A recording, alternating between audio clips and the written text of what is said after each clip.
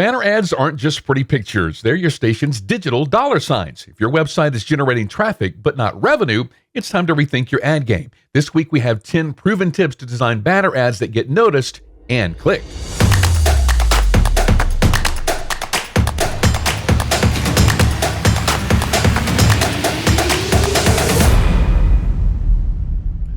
Hi, it's Jim. Welcome to Better Radio Websites, the podcast that wants to help you get more visitors and the most revenue from your radio station website. Thank you so much for tuning in this week. Banner ads remain a vital tool for radio stations looking to monetize their digital platforms. And hopefully you are doing that because they're affordable, they're trackable, and they can significantly boost your revenue if they're done right. But traffic alone is not enough. Once visitors arrive, your banner ads must be designed to convert, just like your on-air ads, that when somebody hears it, they're forced to act. And so here's how to craft banner ads that not only look great, but they also generate clicks. Because yes, there is a science behind everything that we do. Now, before we jump into ad design, your sales team should have a comprehensive digital inventory list. Now, we've mentioned this several times here on the podcast and on our website. There is a downloadable link to the digital inventory list. We actually have a template. It's just a starter template, just an Excel spreadsheet, basically, that will give you some ideas on what to sell across your station website, all of the the different sizes, where they are, where they're located, how many is available to rotate in those positions. Are you selling YouTube ads? Are you doing Facebook stuff? All of that stuff should be in your digital inventory list across everything digital. Podcast sponsorships, your mobile app, everything that you have online is in this list. Now, this clear inventory helps your team sell smarter, and it ensures that no revenue is out there just being overlooked. Because a lot of times that we found that salespeople, when they jump into radio, they're all about radio. And when it comes to online, they're just kind of like, I don't know anything about CPM and all these clicks and impressions, and they don't really understand that. A couple of episodes ago, we talked about treating your website as a radio station. This kind of bridges that gap and gives them opportunities to know what they have available to sell and why they're selling it and how it can benefit the clients that they're selling it to. So the digital inventory list is a must-have. So now let's get into what makes great banner ads. Sticking with high-performing banner ad sizes is number one. The most effective banner ad sizes are still the gold standard. Across every website, these ad sizes are basically the same. And we recommend these standard sizes because ad agencies are likely to have creative assets in these sizes by default. So if you do get a national buy, it's very, very easy for them to, send you the check and send you the creative and you get it on your website. You don't have to do anything. If you have a size that is not one of the standard sizes, we're talking about 728 by 90, 300 by 600, 300 by 250, 336 by 280. These sizes are pretty much the standard across all websites. And if you're doing something that's different, the ad agency sends you creative, then you have to kind of make it fit within your custom size. Not saying that custom sizes are bad. I'm just saying there's just extra steps to go through if an ad agency sends you any creative. The best thing that I can tell you about this is just to be consistent, because I have seen websites where you may have, they're trying to rotate, 1 week there's a 728 by 90 here, and then the next week there's a 728 by 120 because that's what the agency sent. But just keep your website consistent, because when your website looks very, very different from the times that people go to your website, then that kind of, it causes a little discomfort psychologically in your visitors, and they're less likely to return. So being consistent, of course you don't want to rotate mismatched web sizes, like rotating a 300 by 600 with a 300 by 250. Because when this happens and you rotate those odd sizes, then the content, as you rotate those in and out, the content shifts up and then shifts back down whenever the other size rotates in and out. And this content going up and down when you're trying to read it, very, very distracting. And when it's distracting, people start leaving and they don't want to come back because they don't want that eye twitching and everything like that because on your website. So that's something that you definitely want to keep in mind. Number 2 is simplicity sells. Banner ads must grab attention instantly. Cluttered designs, excessive text, all of this stuff repels users. It's just, if it's something is hard to look at, you're not going to look at it, right? So use clean layouts, concise messaging, and one clear call to action. One banner ad, one call to action. The client has multiple calls to action. Sign up for our newsletter, visit our website, click here for more information.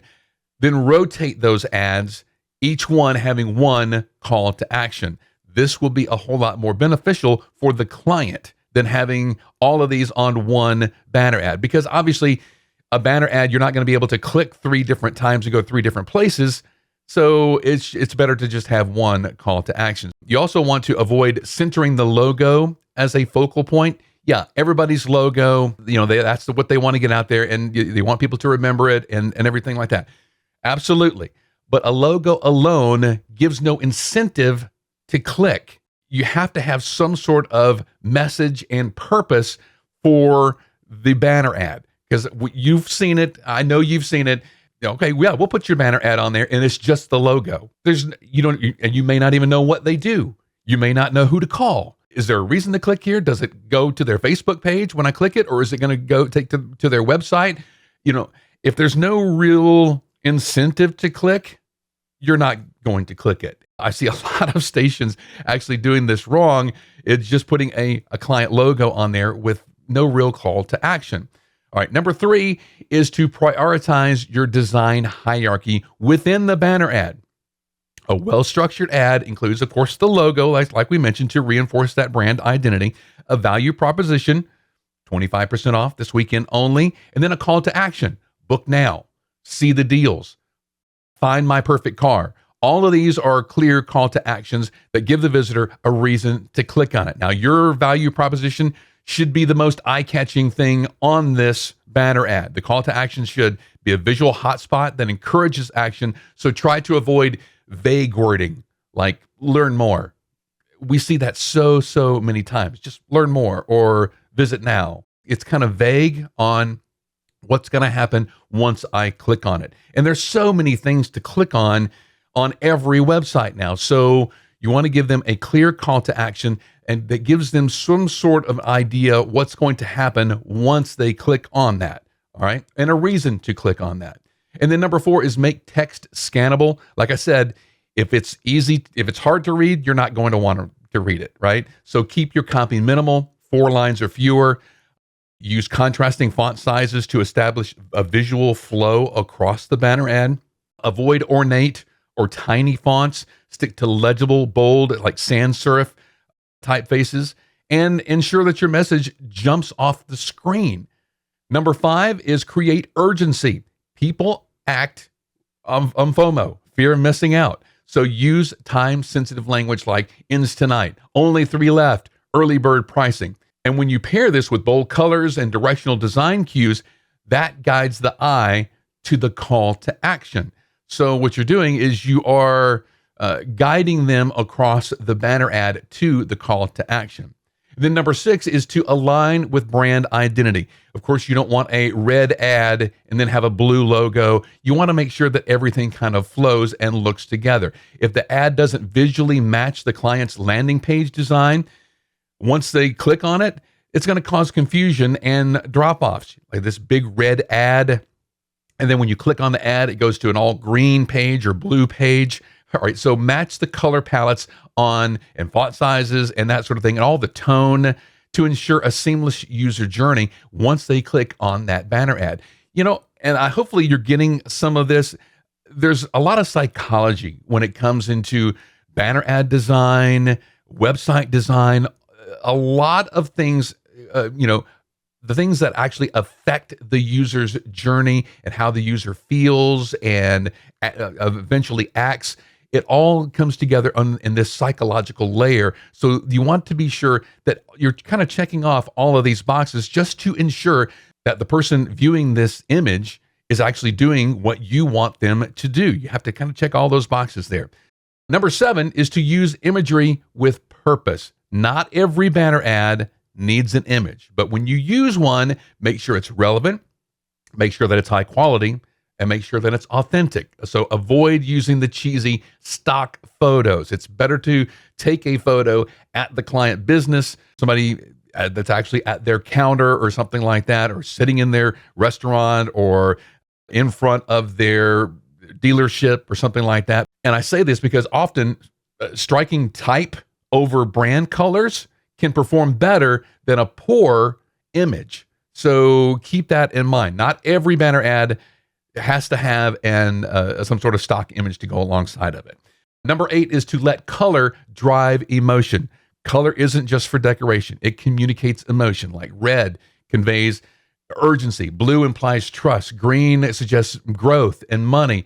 Again, we're leveraging the psychology to contrast to make the call to action pop. If you need inspiration, we have a link in the show notes to a color guide that kind of goes through what each color inspires in people. Number 9 is to embrace subtle animation.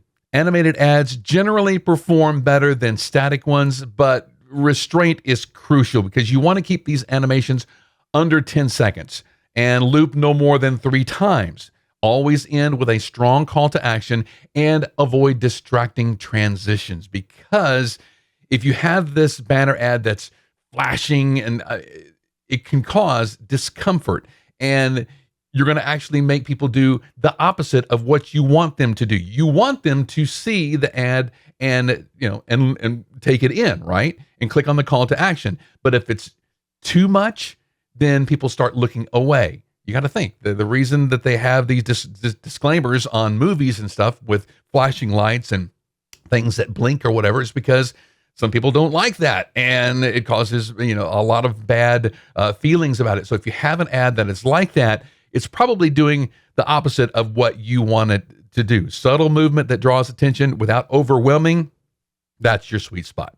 And then number 10 is to optimize your format and file sizes for your images. Most platforms, they accept JPEG, WebP, PNG, GIF, and HTML. You can use JPEG or WebP for static ads, or GIF or HTML5 for simple animations. And you always want to keep your files under 150 KB to ensure quick load times and visibility before users scroll past. Now, I will tell you that some browsers will place a play button over GIF files.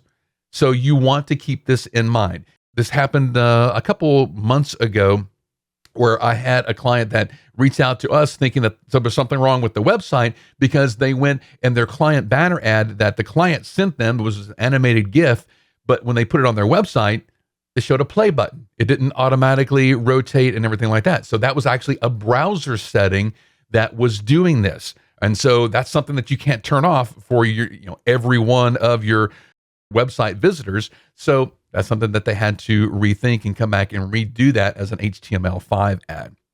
All right. So as I was making out this list of 10 things, I come up with a bonus tip, and this is from personal experience.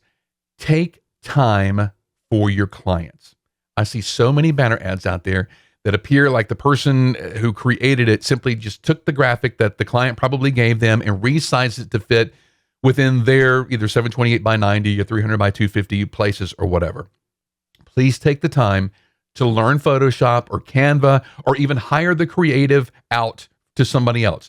Either way, give your clients the very best banner ad possible. I used to spend hours in the production room trying to create a 30-second commercial that was the very best audio on our radio stations. So much so that I got in trouble for spending too much time on client banner ads. Of course, when the banner ad won an Addy, I didn't hear that no more. But what I'm saying is treat every banner ad with the same amount of care that you would their on-air ad, all right? Because the goal is the same, is to get more people to their business, all right? And just a logo, that's not going to do that. Effective banner ads combine art, strategy, psychology, like I said. They're not just decoration. They're tools to engage, convert, and to generate revenue. And if your team lacks the time or the talent for ad creation, consider hiring a professional who understands performance-driven design, all right? Because that is only going to make you more revenue. So hopefully the heart of this message this week is to give your clients the very best banner ads possible so you can make more revenue. Hopefully that has come across. Hey, do you need help with your station website? We'd love to help you. Reach out to us at skyrocketradio.com. Have an awesome week online making your radio station website better. We'll see you next time. Looking to maximize your radio station's digital presence?